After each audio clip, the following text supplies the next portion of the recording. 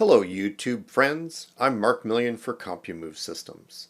What I have for you today is a look at CompuMove's integrated warehouse location management function. First, we'll take a quick look at the warehouse layout. Then we'll take a look at a storage job and put it into a couple of vaults and locate those vaults in the warehouse. Then we'll put a sofa for that shipment into the sofa rack and identify it. And finally, we'll look at how those warehouse locations are presented in the job, and we'll talk about warehouse capacity management. Thanks for joining us. Let's get started. So here we are looking at a warehouse layout. Right off the bat, a couple things worth noting are that we can do multiple warehouses. So as many warehouses as your organization has, we've got that covered. The other thing you can see is I've got two areas defined in this particular warehouse. I've got a vault area that we're going to be taking a look at. I've also got a sofa rack area. We'll take a look at that later. There's also some controls up here that show me the capacity and the percentage in use of this warehouse. Right now this is a completely empty warehouse with 794 empty vault spaces. So let's take a look at how the warehouse layout is organized. You can see that I've got tabs for the vaults and the sofa rack. When we're looking at the sofa rack, we're really standing in front of it. So you can see there's a doorway, and I'm 4 high in column A and column B and so on. So I could put sofas or easy chairs or armoires or whatever I'm putting in that kind of a rack. Then in the vault area, you can see I've got rows, and in this case they stack 3 high.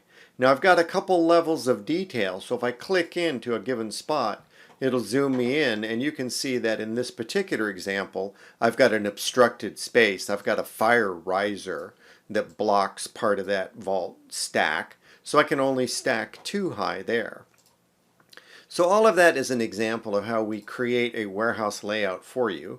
Obviously the locations of your rows. In this example you can see there's the office down here, occupies some space. You've got a door down here. So all of that is created by our team per the layout of your warehouse, so that when we go to put shipments away, it matches your structure and it looks like you would expect it to. So let's take a look at what happens when we go to put a shipment in the warehouse. Now I've got this Roger Williams shipment, and what I'm going to do is I'm going to go to the warehouse tab, and as you can see right now, there's nothing in the warehouse locations. So I'm going to click on the warehouse manager, and what that does is it makes the Williams shipment the current shipment that's being worked on in the warehouse at this time. So what I'm going to do first is some containers. So I'm going to go to the container list, and I'm going to pick a container location, and I'm going to say assign job. I'm going to do this for 3 containers. So I'm going to put the Williams shipment in 3 different containers. Then I'm going to go over here and replace these placeholder container numbers with individual vault numbers. Now if your warehouse is like anybody else's warehouse, your number sequence is all over the place, and so we allow you to enter those container numbers per the individual shipments.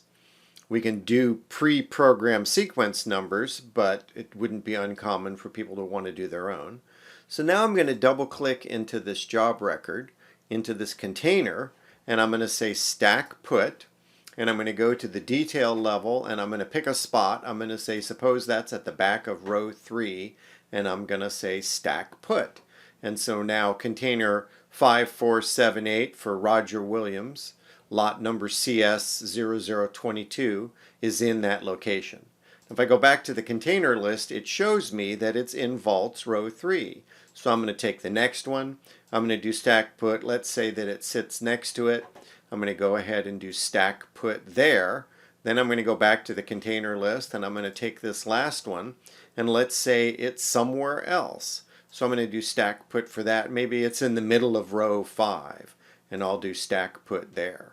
So now I've got this shipment in 3 vaults in 3 different places in the warehouse. If I go to the container list, you can see down at the bottom here I've got some options for how I'm showing things. So for example, if I say show me the full containers, that's what it'll do. If I say show me just those that are in the stacks, That's what it'll do. So if one of these containers is full but not stacked, I can reveal that. I also have options for how I organize the list. I can do it by shipper name, I can do it by container number, and so on. So what I'm interested in now is, suppose I want to move something around. So if I close this and I double click on that container, down here in the context menu, you can see under current selection, unstack move is the context. So if I say unstack, then it takes that shipment away, and then I do stack put, and it'll put it back. So let's take a look at that. Let's clear the highlight. I'm going to click and say unstack move. I'm going to pick the new location, and I'm going to do stack put.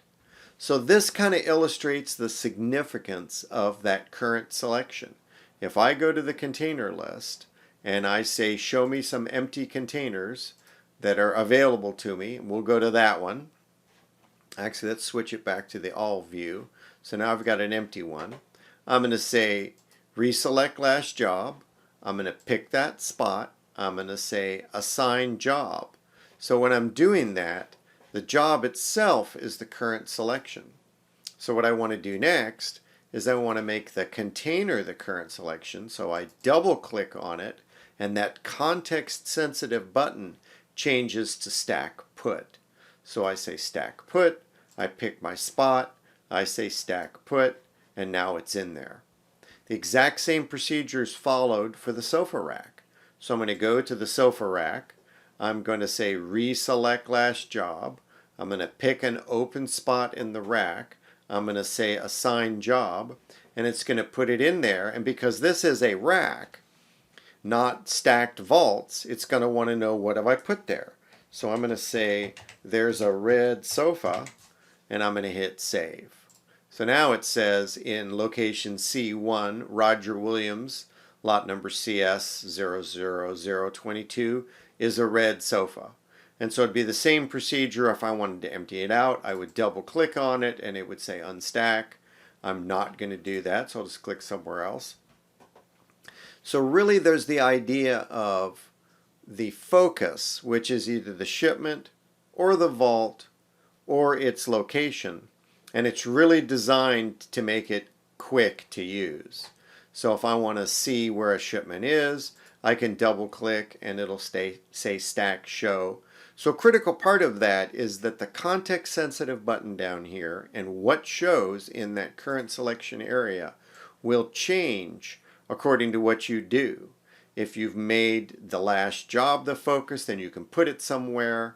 If you want to see the location and you double click on that, then it'll say stack show. If you're in the stacks and you double click on something that's already there, then it offers you the opportunity to unstack it or move it to another location.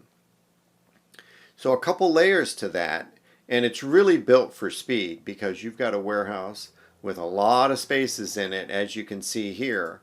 And so we're interested in being able to move quickly and being able to see what's open and where things are put away. So then the next question is, okay, what has that done to the job? So if I go to the job screen, which I've left open, you can see it's been populating this information. So I've got warehouse in warehouse 1 in the vaults area. There's my row locations. There's my container numbers. There's location C1 with that red sofa. There's a couple other options. Suppose I wanted to make all my civilian storage red, and maybe I'm going to make government or military storage green or something like that. So if I go ahead and set this for that color and then go back into the warehouse manager, then you're going to see that that shipment's in red now. And so it gives me the opportunity to color code. Now it's up to you what the colors mean, if you what the significance they have for you, how do you assign them. That is not a fixed thing, but it's absolutely helpful when you go looking at it to see what you've got going on. Now the final part of this is that you might want this shipment to deliver out, or you might want to be able to do a pull list. So if I go to the print menu and then I say warehouse worksheet and then I display that, then what I get is a simple text document, which of course could be generated as a PDF that shows where this warehouse where the shipment is located in the warehouse, and I can hand that to my warehouseman. Or if I wanted to go to one better, I could go to the report menu and I could go to the daily work event report, and I could pick warehouse delivery out events, for example, and then I could say include the warehouse locations. And so what I would get basically would be a delivery out list for the day showing all the warehouse locations for every shipment that's got a delivery out event. So it essentially becomes my daily work list for things to leave the warehouse.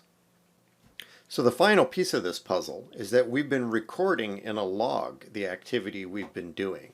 So not only do we have this list of where these articles are in the warehouse right now, but if I go to the memo area and I go to the warehouse activity, you can see that everything I've done has been logged, including, for example, when I moved that vault from one location to another.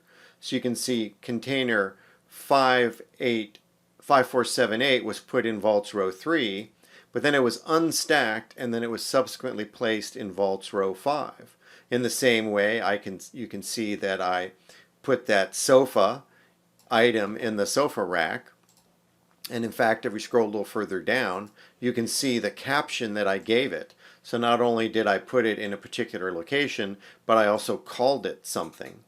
So all of that is getting logged. You put things in the warehouse, you move them around the warehouse, you remove them from the warehouse.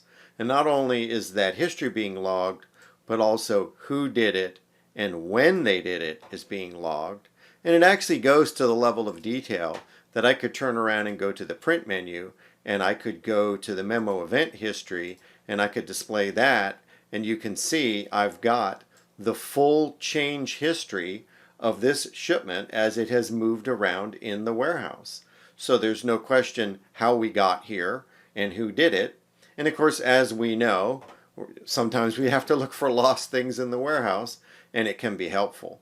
And another thing that relates to that is here on this warehouse tab is an inventory tag history. So I can pick a tag color and a lot number and a range of numbers. So I can say yellow, and the first tag was that, and the next tag was that. That would actually be, those are really 3-digit numbers, aren't they? Let's do that. Let's do 155. So now if I find yellow lot number 120, tag number 135, I'll be able to trace it back to this shipment. If I go to work and I go to lookup and I go to inventory tag, I can search for that and it'll find it. So that's also helpful for finding things that are lost in the warehouse, because nobody wants that, and this gives you a convenient and powerful system for managing where things have been put, where they were moved to, and finding lost items that are loose in the warehouse based on their inventory tag number. So that's a brief look at how the warehouse location management function works. There are some other elements to it. I'll be more than happy to explore that with you further. If you've got any questions, please don't hesitate to reach out to us, and we'll be happy to help you. Thanks, and have a great day.